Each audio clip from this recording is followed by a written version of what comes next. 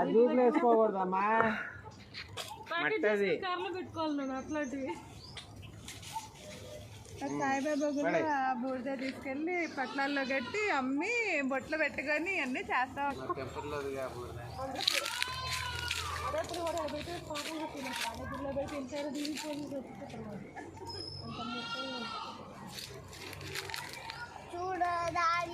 ఏంటి మహావి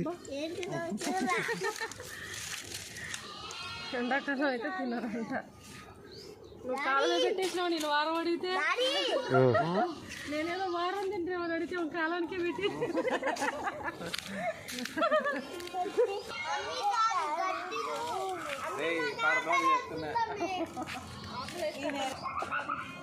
మీ ఇంట్లో ఏ చెట్లేదు చెప్పమ్మా,